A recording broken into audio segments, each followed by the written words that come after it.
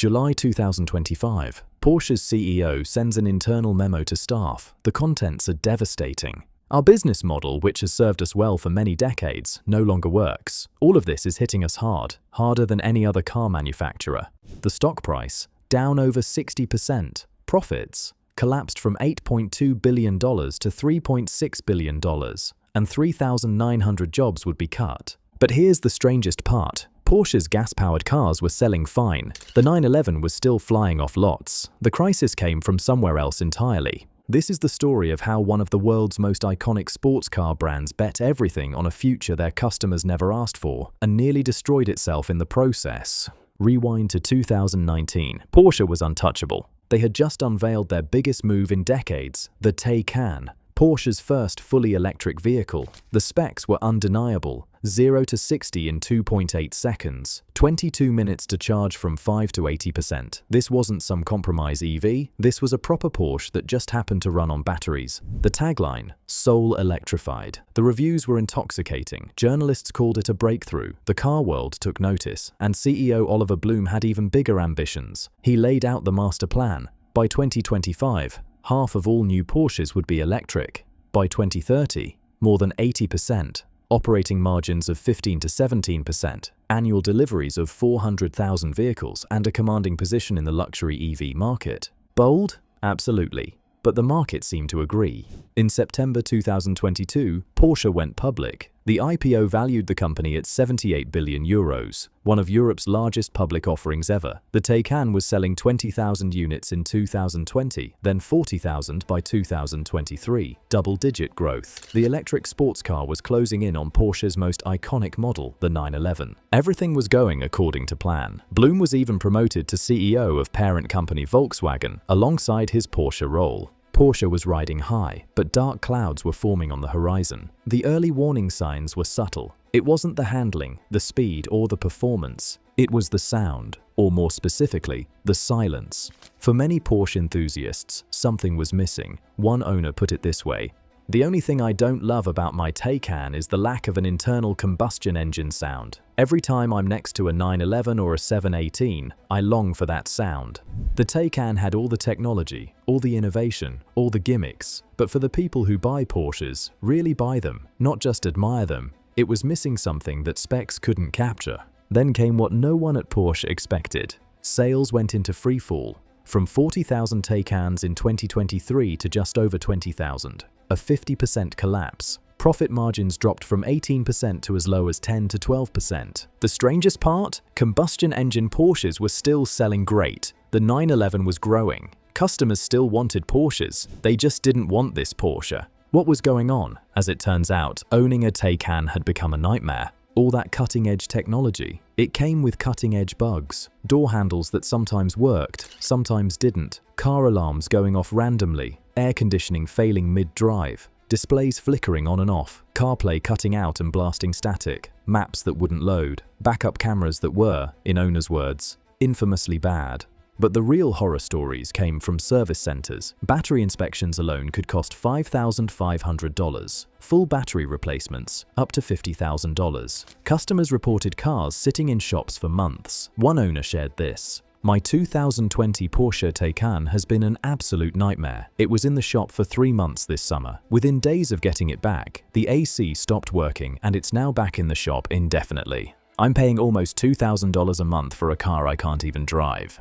Over 27,000 Taycans were recalled due to battery short-circuit risks. Owners were told to only charge to 80%. One whistleblower claimed 60% of all delivered Taycans had battery issues leading to replacements, damages, or fires. Local mechanics couldn't fix them. The cars were too complex. Dealers waited on guidance from Germany. Parts took weeks to ship. Meanwhile, owners kept making payments on cars they couldn't drive. The depreciation was brutal. A $200,000 Taycan Turbo S would be worth $70,000 within a few years. The cars were impossible to resell because they were impossible to fix. And Porsche's response? In 2024, they raised the price by $9,000. Here's what Porsche got wrong. They missed the forest for the trees. Porsche spent billions trying to convince sports car enthusiasts that electric was better. They built charging networks. They optimized battery technology. They created the most advanced electric sports car ever made.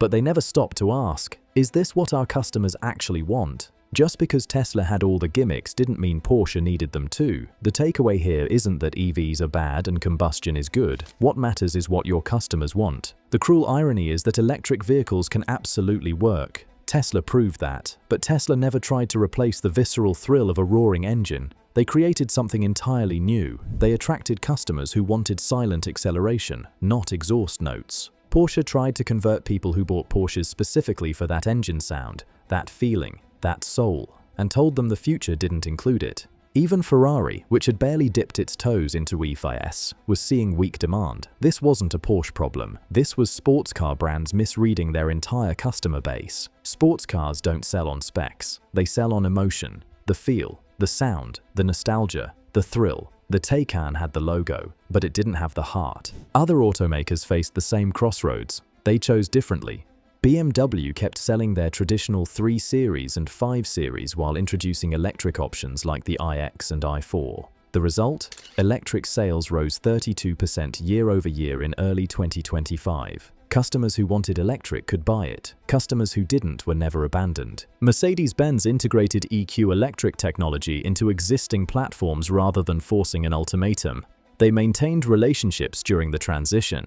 Audi kept the A4 and A6 in showrooms while introducing the e-tron line. Electric sales jumped 50%. The pattern was clear. Successful transitions offered customers choices, not ultimatums. They respected existing relationships while building new ones. They gave customers a bridge. Porsche gave customers an ultimatum. The future is electric. Get on board or get left behind. Customers chose left behind. They bought 911s instead. Or they went to competitors entirely. By mid-2025, the damage was undeniable. Earnings collapsed from $8.2 billion in 2023 to $3.6 billion.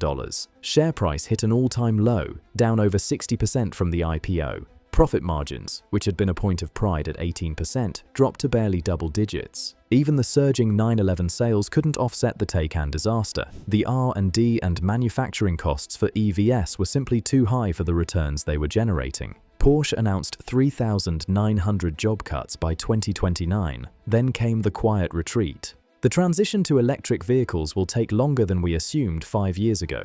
Our product strategy is set up such that we could deliver over 80% of our vehicles as all-electric in 2030, dependent on customer demand. That last part is key. Dependent on customer demand. The very thing they had ignored for years. The company announced it would expand its lineup to include additional combustion engines and plug-in hybrids. The 80% electric target? Quietly shelved. Investors demanded Blume's resignation. As of now, he's stepping back to focus on Volkswagen while Porsche searches for a replacement. Today, Porsche exists in damage control mode. The EV dreams haven't been abandoned entirely, but the focus is clearly shifting back to combustion. The cars that were making money all along. The 911 remains strong. The brand still commands respect, but the trust has been damaged. Customers who bought 200,000 Taycans and watched them depreciate to $70,000 while spending months in service centers aren't coming back easily. The enthusiasts who were told their love of engine noise was outdated aren't forgetting that message quickly. The question now isn't whether Porsche can survive, it's whether they can rebuild the relationship with the customers they ignored. Here's what other businesses can learn from Porsche's near collapse. Following trends is not the same as understanding your customers. Porsche saw Tesla's success and assumed their customers wanted the same thing. They didn't. Tesla built a new market of people who wanted silent, tech-forward transportation. Porsche's customers wanted roaring engines and analog driving experiences. Same industry, completely different customers. Porsche treated them as interchangeable. The second lesson: innovation without reliability is a liability. The Taycan wasn't just a new car, it was a promise. And when that promise meant months in service centers, $50,000 battery replacements, and cars that wouldn't charge properly, the innovation became the problem. Customers don't buy innovation, they buy reliability wrapped in innovation. The gimmicks only matter if the fundamentals work. And the third lesson: never tell your existing customers they're wrong for loving what you built. Porsche spent decades building a brand around sound, feeling, and emotion. Then they told those same customers the future didn't include any of it. That's not vision, that's abandonment. In 2019, Porsche asked, "What do customers want tomorrow?"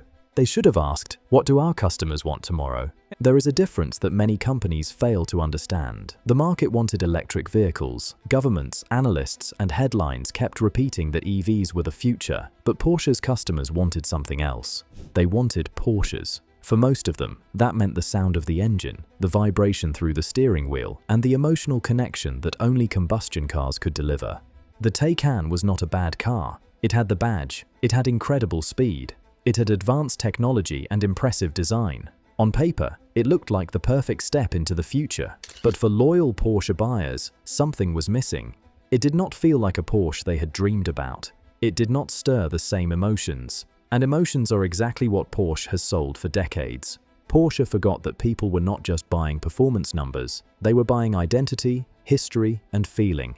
When that bond weakened, the consequences became real. Stock prices dropped sharply. Profits came under pressure. Around 3,900 employees felt the impact of decisions made far above them. This story carries an important lesson for every business. Listening to the market is not the same as listening to your customers. The market tells you where the world might be heading. Customers tell you whether they are ready to go there with you. Porsche treated those two voices as if they were the same. They were not. Only after losing nearly 60% of its stock value did Porsche begin to slow down and rethink its direction. Now the company is finally paying attention to what its core customers have been saying all along. What do you think about how Porsche handled its customers during this period?